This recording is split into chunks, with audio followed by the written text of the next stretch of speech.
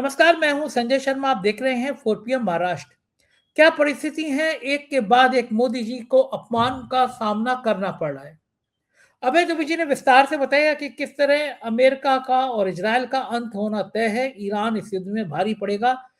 जबरदस्त बातचीत है। लेके चलता हूं सीधा अभय दुबे जी के पास। नमस्कार, मैं हूं संजय शर्मा। आप देख रहे हैं 4 PM न्यूज नेटवर्क। बहुत बहुत स्वागत है अभय दुबे जी आपका। अजमेर हर साल जाता हूं, वहां पे ख्वाजा जी के दर्शन करता हूं। बड़ा संयोग हुआ कि मैं 4 PM म्यूजिक पे गाना आज ख्वाजा जी की याद में गा रहा था। तभी मेरे मित्र वहाँ के खादिम नजर साहब आए, उन्होंने ये मेरे को पहनाया, प्रसाद दिया। तो मैंने सोचा आज इसी को पहन के मैं आपके संग शो करता हूँ। शुरुआत ये करूंगा कि बड़ी मेहरबानी कर दी ट्रम्प चचा ने, मोदी जी की इज्जत बचारी, कह दिया कि 30 दिन तक रूस से तेल खरीद लो। मैं ये जानना चाहता हूँ अभय जी, जो मोदी जी पे नैतिक रूप से दबाव बन रहा है, कांग्रेस मजाक उड़ा रही है कि सरेंडर प्राइम मिनिस्टर, और वाकई में पहली बार ऐसा आ रहा है कि मोदी जी ने एकदम सरेंडर कर दिया है। हमारे यहाँ जहाज आया, मेहमान था, उस पर अटैक कर दिया गया, मोदी जी कुछ नहीं बोले।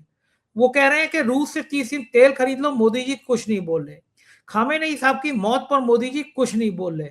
ये जो एक विश्व गुरु का 56 इंच के सीना वाला जो इंसान हुआ करते थे, वो कहाँ चले गए? और अगर ये ऐसा रहा तो क्या लगता नहीं है कि मोदी जी की जो इमेज थी वो बहुत तार-तार होगी? ये हो क्या रहा है मोदी जी को? आखिर ईरान ने ऐसा क्या कर दिया? डर अमेरिका और इज़राइल को लगना चाहिए था, डर मोदी जी को लगने लगा। देखिए, एक रहस्य मुझे लगता है कि बहुत दिनों तक बना रहेगा और उस वक़्त तक बना रहेगा जब तक कि मोदी या ट्रम्प दोनों में से कोई उस रहस्य का उद्घाटन ना कर दे। वो ये है कि आखिरकार मोदी जी ट्रम्प से इतना क्यों डरते हैं? भई देखिए, अमेरिकी ख़ैमे में जाना एक बात है, अमेरिकी ख़ैमे में बहुत से देश हैं। मोदी जी ट्रम्प से जिस तरह भयभीत हैं और दबे हुए हैं ट्रम्प से, इसको राहुल गांधी कंप्रोमाइज़्ड पीएम के बोलते हैं। जिस तरीके से मोदी जी ने अपने आप को कंप्रोमाइज़ कर लिया है, वो बिल्कुल अमेरिकी ख़ैमे में जाने वाली बात नहीं रह गई है केवल अब। अमेरिकी ख़ैमे में तो इज़राइल भी है, अमेरिकी ख़ैमे में संयुक्त अरब अमीरात है, अमेरिकी ख़ैमे में दुबई है, अमेरिकी ख़ैमे में कुवैत है, अमेरिकी ख़ैमे में ब्रिटेन है, अमेरिकी ख़ैमे में फ्रांस है। ये सारे देश अमेरिकी ख़ैमे में हैं और आज से नहीं, हमेशा से रहे हैं। भारत तो पहली बार अमेरिकी ख़ैमे में गया, अमेरिका का पिट्ठू बना है। लेकिन इस तरीके से कोई नहीं करता है जिस तरीके से मोदी जी कर रहे हैं। आप सोचिए, मेरा तो कहना ये है कि जिस तरीके से अमेरिका के वित्त मंत्री ने एक बयान जारी करके ये कहा है कि हमने भारत को इजाज़त दे दी है कि वो 1 महीने के लिए रूसी तेल खरीद ले। और सुनिए, साथ में ये भी कहा है कि रूस से नहीं तेल खरीद सकते। जो रूसी तेल अपना तेल भरे हुए होर्मुज़ स्ट्रेट के बाहर खड़े हुए हैं, होर्मुज़ जेलडब्ल्यू क्यों घुसने नहीं दे रहा है ईरान उनको, हैं? वहाँ से तेल खरीद सकता है, जो जो समुद्र में है, वहाँ उनसे तेल ले सकता है। तो ये जो 1 महीने की मोहलत दी गई है, इससे नरेंद्र मोदी की और भी ज़्यादा बदनामी हो गई है। नरेंद्र मोदी को उनसे कहना ही चाहिए था कि हमें इजाज़त दे दीजिए, लेकिन कृपया करके इसकी घोषणा मत कीजिए। उन्होंने इसकी घोषणा भी कर दी। तो जितनी बेइज़्ज़तियाँ हो रही थी, उनमें एक बहुत बड़ी बेइज़्ज़ती और जुड़ गई। अब आप दूसरी बेइज़्ज़ती के बारे में सुनिए। जब जो ईरानी नौसेना का पोत था, वो भारतीय नौसेना के निमंत्रण पे भारत आया था। उसका विशाखापट्टनम में भारतीय नौसेना ने उसका स्वागत किया। उसके नाविकों ने विशाखापट्टनम में एक पब्लिक परेड भी की। फिर उन नाविकों को भारतीय नौसेना ने ट्रेनिंग दी। वो वहाँ पर युद्धाभ्यास में भाग लिया उसने। इस युद्धाभ्यास में अमेरिका को भी भाग लेना था। अमेरिका ऐन मौके पे उससे हट गया था किन्हीं कारणों से। लेकिन अमेरिका को भी भाग लेना था। ये अंतर्राष्ट्रीय नौसेनाओं का नियमित रूप से होने वाला एक युद्धाभ्यास था। जब वो वापस जा रहा था, उसके पास हथियार नहीं थे। ये जो ईरान के विदेश मंत्री हैं, सईद अब्बास अ, सईद अब्बास अरगाची सईद अब्बास अरगाची जो है, इस बार अरगाची ने कहा है कि भाई वो उसमें हथियार नहीं थे उसके अंदर और उसको अंतर्राष्ट्रीय कानूनों के उल्लंघन करके उसको डुबाया गया है। और भारत ने उसकी भी निंदा नहीं की। जबकि एक तरह से देखा जाए कि एक हमारे मित्र आज तर्क दे रहे थे और तर्क से मैं सहमत हूँ। अगर आप मेरे घर आए मेहमान के तौर पर, तो जब तक आप लौट नहीं आए, मैं फोन करके पूछता हूँ, चिट्ठी डाल के पूछता हूँ कि भाई आप ठीक से घर पे पहुंच गए, नहीं पहुंच गए। जब आप अपने घर पे पहुंच जाएंगे तब हमारी जिम्मेदारी खत्म होगी। ये नहीं हमारे दरवाजे से निकले और हमारी जिम्मेदारी खत्म हो गई। ये तो ना होती है मेहमान नवाजी। अच्छा, फिर आप जो भक्त लोग हैं वो तर्क दे रहे हैं कि हिंद महासागर का नाम हिंद महासागर, इसका मतलब ये नहीं है कि वो भारत का महासागर है, भारत महासागर का मालिक है। यही तर्क चीन देता था उनके खिलाफ। चीन ने भारत के खिलाफ भारत को यही तो तर्क दिया था कि ये हिंद महासागर जो है, इसका नाम हिंद महासागर, इंडियन ओशन, इसका मतलब नहीं है कि इंडिया का ओशन है। ये हमारी नेवी कहीं भी जाएगी, आप रोक ही नहीं सकते उसको। ये चीन ने जवाब दिया था भारत को। वही जवाब आज, वही बात, वही तर्क आज भारतीय मोदी के भक्त लोग दे रहे हैं। अब इससे अंदाजा लगाइए कि इन लोगों का स्तर, दिमागी स्तर कितना गिर गया है। ये अपने दुश्मनों के तर्कों का इस्तेमाल कर रहे हैं। जो तर्क इनके खिलाफ दिए जाते थे, उन तर्कों का ये लोग इस्तेमाल कर रहे हैं। ये इनकी दूसरी बेइज्जती है। इनकी तीसरी बेइज्जती आप सुनिए। एक है साहब क्रिस्टोफर लार्डो। ये उप विदेश मंत्री हैं अमेरिका के।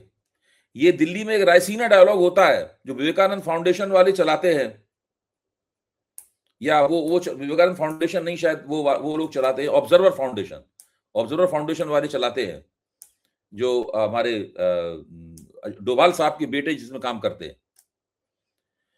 उसमें उन्होंने भाषण दिया। उन्होंने भाषण देने में साफ तौर पे भाषण कहा, सब जगह वो भाषण सुनाया जा रहा है, टीवी चैनलों पे भी चल रहा है उनका भाषण। उस भाषण में उन्होंने कहा है कि भारत को ये समझ जाना चाहिए कि हम वो गलती नहीं करेंगे जो 20 साल पहले हमने चीन के साथ की थी। हमने चीन का साथ दिया, चीन को संयुक्त राष्ट्र में जगह दिलवाई और ये सब तमाम किया, और उससे चीन हमारे बराबर आ गया, अपना बाजार विकसित कर लिया और हमसे होड़ करने लगा। हम भारत को अपने बराबर नहीं आने देंगे, हम भारत को बाजारों को विकसित नहीं करने देंगे।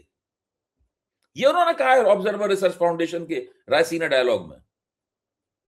ये तीसरी बेइज्जती है। 36 घंटे के अंदर इनकी 3 बड़ी बेइज्जतियां हुई हैं इनकी। इसीलिए मैं कहता हूं कि ट्रंप का ये कार्यकाल भारत के प्रधानमंत्री की सीरियल इंसल्ट्स के लिए जाना जाएगा। एक के बाद लगातार इनकी बेइज्जतियां हो रही हैं। तो ये कैसे तो रहे हैं। इसीलिए मैं कह रहा हूं ये अभी रहस्य बना हुआ है कि अमेरिकी खेमे में जाना, अमेरिकी समर्थक होना एक अलग बात है भाई।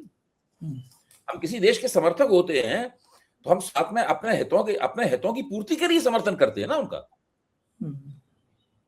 भाई हम कुछ दोनों में लेन देन, समर्थन का मतलब होता है कि कुछ हम उनको कुछ देंगे, बदले में वो हमें कुछ देंगे। इसमें समर्थन का तभी तो आधार बनेगा। अमेरिका भारत से अपना फायदा देखेगा, भारत अमेरिका से अपना फायदा देखेगा। यहां कुछ नहीं हो रहा है। यहां सिर्फ बेइज्जती दी जा रही है, भारत को थमाई जा रही है। इसके अलावा और कुछ नहीं हो रहा है इसके अलावा। भाई आप मोदी जी ये बताएं, मोदी जी के समर्थक बताएं कि ट्रंप के साथ ये संबंध बनाने से भारत को अभी तक क्या फायदा हुआ है पिछले 1 साल में। 20 जनवरी को ट्रंप ने 2025 को ट्रंप ने शपथ ली थी। 20 जनवरी को, 20 जनवरी से अभी तक 1 साल से ज्यादा का समय हो गया है। भारत को ट्रंप और अमेरिका के कारण क्या लाभ हुआ है वो बताएं। इस पीरियड में ट्रंप ने पाकिस्तान को भारत के मुकाबले खड़ा कर दिया, जो अपने पहले कार्यकाल में नहीं किया था उन्होंने।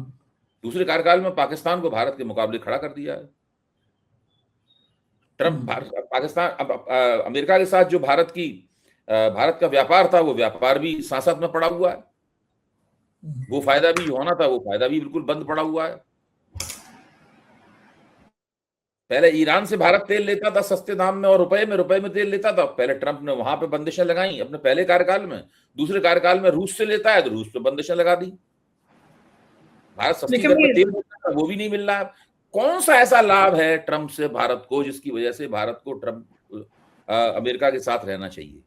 मैं अभी भी कहता हूं, अमेरिका का समर्थन करना चाहें तो आप कर सकते हैं, लेकिन उसकी शर्तें क्या होंगी, उसकी सीमा क्या होगी, ये सब चीजें तो तय करनी पड़ेंगी ना। ठीक बात है। अच्छा, अचानक गोदी मीडिया का कुछ दिल पसीज रहा है, दिल बदल रहा है। मैं देख रहा हूँ सुशांत सिन्हा जैसे चापलूस, मैं तो हमेशा मजाक में कहता हूँ कि मोदी जी अगर अपने पैरों में जहर लगा ले तो सुबह तक सुशांत सिन्हा मर जाएंगे, इतने तलवे छाटते हैं। वो भी अब ट्रंप के खिलाफ बहुत बयानबाजी करने लगे हैं।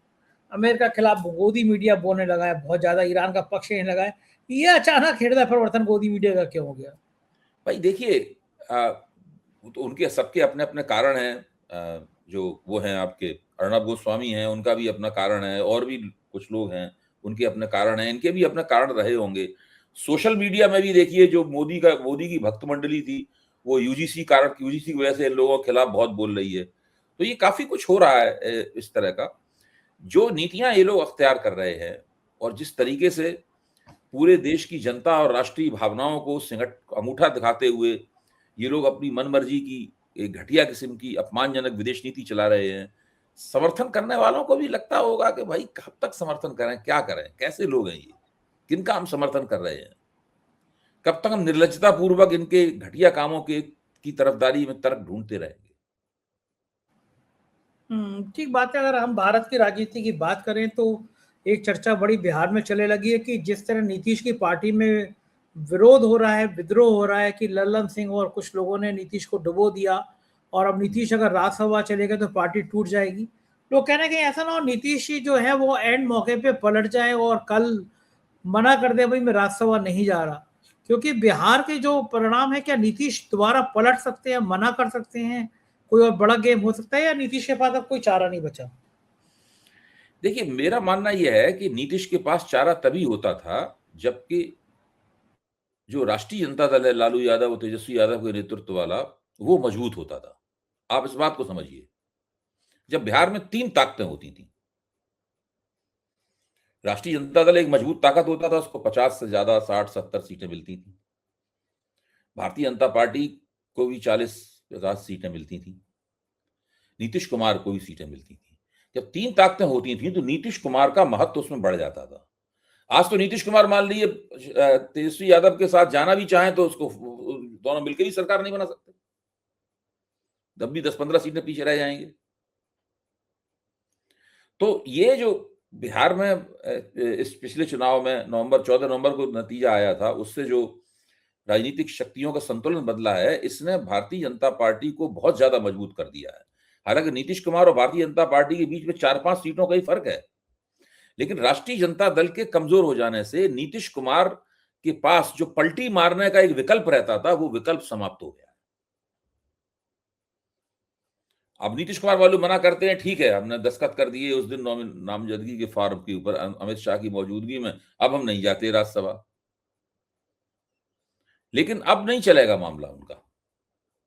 अब मेरा मानना यह है कि सब मामला उनका फंस गया है और अब वो पलटी अगर मारेंगे तो राष्ट्र जो ये आपका जनता दल यूनाइटेड के अंदर में ही नीतीश के खिलाफ विद्रोह हो जाएगा और ललन सिंह और संजय झा जैसे लोगों के नेतृत्व में उसका एक बड़ा हिस्सा विभाजन हो जाएगा और वो सब बीजेपी के साथ चले जाएंगे और बीजेपी आराम से उनकी मदद से अपनी सरकार बनाएगी और ये सब लोग ठंडन गोपाल रह जाएंगे।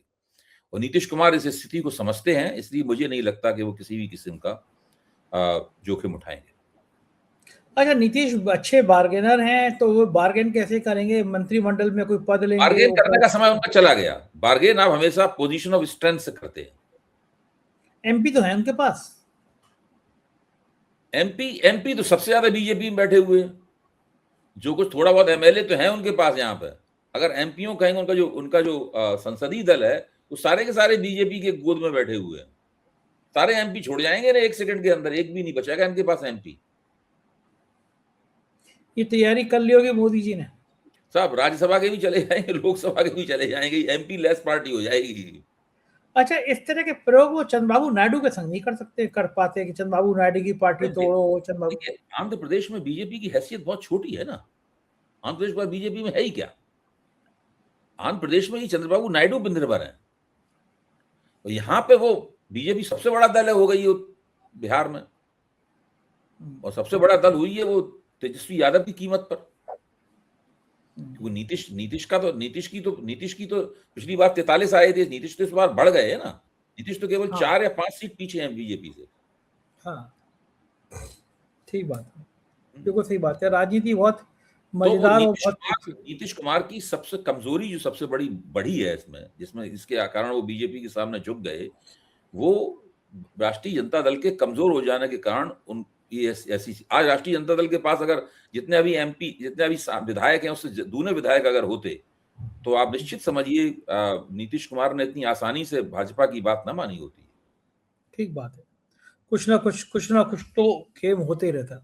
बहुत बहुत शुक्रिया अभय जी, इतनी सारी बातें करने के लिए धन्यवाद। तो ये थे अभय दुबे जी, युद्ध के बारे में जो बोल रहे थे। मुझे भी लग रहा है कि शायद ये एक इतिहास बनेगा जब ट्रंप अपने जीवन की सबसे ज्यादा पराजय, सबसे ज्यादा लज्जा का अनुभव करेंगे। ईरान की बहादुरी को सलाम करना चाहिए, क्या शेर दिल देश है। आप क्या सोचते हैं बताइएगा जरूर। शुक्रिया, थैंक यू।